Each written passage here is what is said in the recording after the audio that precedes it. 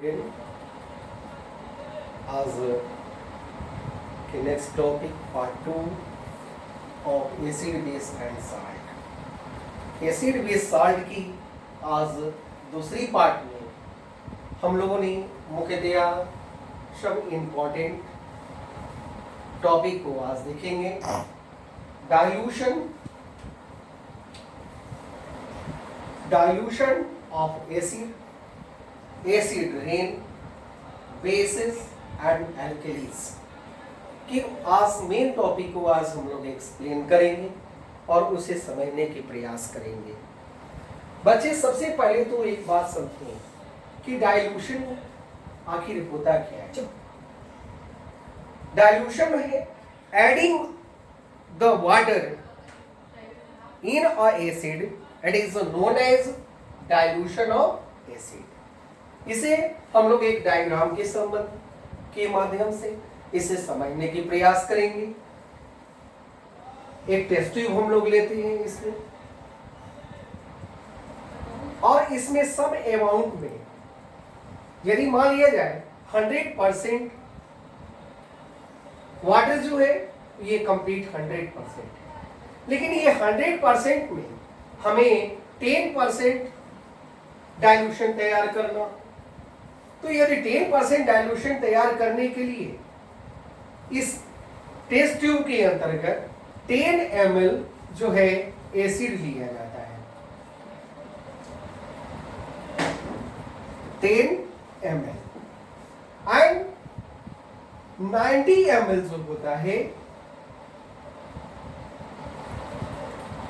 90 ml water डाला जाए।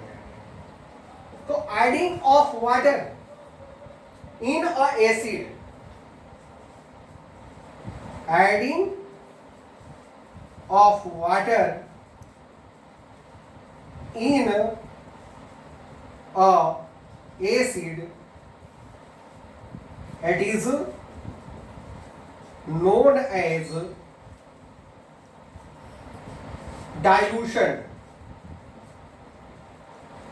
Dilution of acid. हम लोगों ने यहां पर क्या बनाया, 10% डाइल्यूशन है। यहां क्या है, 10% ऑफ डाइल्यूशन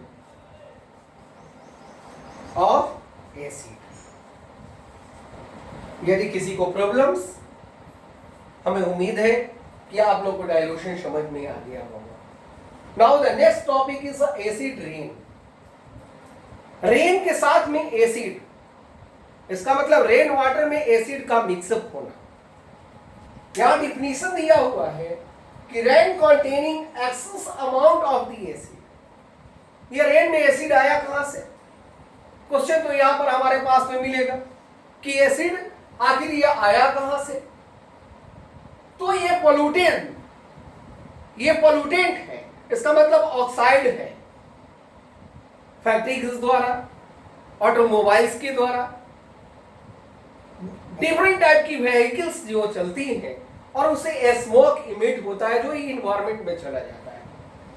और यही इन्वायरमेंट्स जो पोल्यूटेंट्स जो है वो रेन वाटर से के साथ में क्या होता है, मिक्सिंग कर जाता है और वो बना देते हैं क्या, कार्बोनिक एसिड बना देते हैं, नाइट्रिक एसिड बनाते हैं, सल्फ्यूरिक एसिड बनाते हैं। तो इस तरह से क्या हमने जाना कि mixing of acid with the rain water, that is known as acid rain. Rain containing excess amount of the acid is called acid rain. What are the other cause? इसकी cause क्या है? Acid rain cause due to the air pollutants. जैसा कि अभी हमने बताया, acid rain cause due to the air pollutants like the CO2, NO2, SO2, which are the dissolved in a water to form a carbonic acid, nitric acid, and the sulfuric acid. All are the mineral acid. All are the strong acid. What are the effect? अब इसकी effect क्या हो सकते हैं? Effect of the acid rain, it is the change of the soil chemistry, soil की फर्टिलिटीज को damage कर देता है। साथ साथ at the react with the marbles and destroyed slowly. ये ऐसा नहीं हो सकता है कि एसिड रेन आज पड़ गया और आज ही मार्बल हमारा खराब हो गया है। इट कॉज, इसको कहा जाता है कि मार्बल कैंसर हो गया है। ये मार्बल कैंसर होगा कैसे? तो हर एक बार लगातार उस रेन वाटर का, कैसा rain water? Acid rain water जब उस मार्बल पर पड़ता है तो उसको धीरे धीरे धीरे धीरे स्लोली वो क्या करता है? डिस्ट्रॉय कर देता है। Again next, the damage of the reproduction of the trees.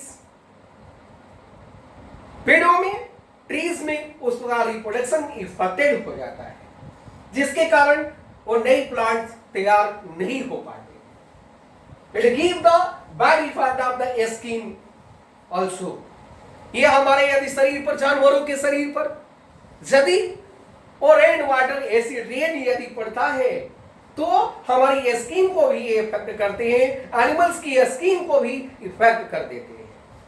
ये एक्वाटिक्स एनिमल को भी इफेक्ट करेंगे। What are the prevention? हमारे दिमाग में क्वेश्चन आएगा कि इतनी सारी इसकी बैड इफेक्ट है तो इसकी प्रिवेंशन किस तरह से किया जाए? कहता है by the judicious use of the fossil fuel. जितनी तरह की फ्यूल्स हम लोग फॉसिल फ्यूल यूज करते हैं, पेट्रोल है, डीजल है, किरोसिन है, और इसके यूज को है उसको क्या किया जाए? थोड़ी कम कर दिया जाए। जुडिशियली जब जरूरत हो तभी हम लोग उसकी यूज करें। By the using of the public transport, हम लोग पब्लिक ट्रांसपोर्ट का यूज करेंगे। आज के डेट में क्या देखते हैं, हर एक घरों में क्या है, 2, 4, 5, 10 गाड़ियां हैं। हर एक पर्सन के हाथ में एक एक बाइक लगी हुई है, एक एक कार लगी हुई है, और वो क्या होगा? मोर एंड मोर अमाउंट्स में वो इमिट करेंगे, वो पॉइजनस गैसेस, वो ऑक्साइड गैसेस, जिसके कारण वो पोल्यूटेंट हमारी एनवायरनमेंट में बढ़ेगी, और यदि पोल्यूटेंट होगा तो रेन वाटर एसिड होगा। नाउ तो इसके लिए हमें करना क्या चाहिए? इसके लिए हमें करना होगा कि पब्लिक ट्रांसपोर्ट को यूटिलाइज किया जाए, जिससे मिनिमाइज किया जा सकता है। The waste gases the release from the factories should be first treated. जो फैक्ट्रीज है, इंडस्ट्रीज चलती हैं, उससे भी क्या होगा? हार्मफुल गैसेस इमिट होंगी, ऑक्साइड इमिट होगा, और उसको क्या किया जाए? पहले ट्रीट किया जाए, then the sulphur and the nitrogen oxide.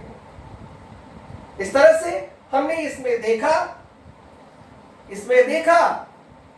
क्या कि एसिड रेन क्या है, एसिड रेन का कॉज क्या है, एसिड रेन का इफेक्ट क्या है, और उस next topic is basis.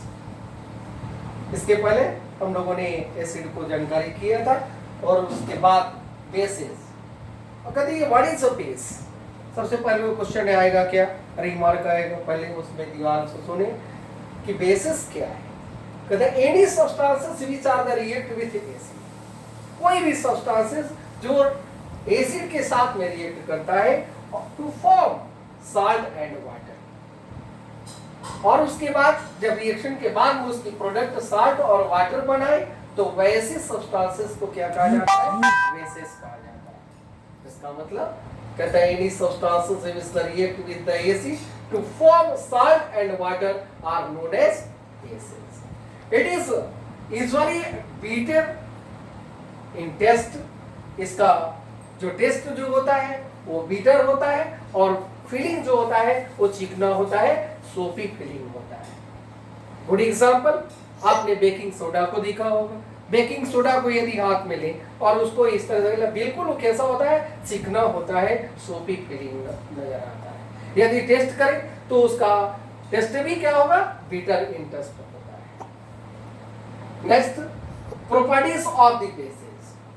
Bases are bitter in taste, जैसा कि अभी बताया है। They are the soapy to touch. some bases are the completely soluble in water and the some are the partially soluble in water.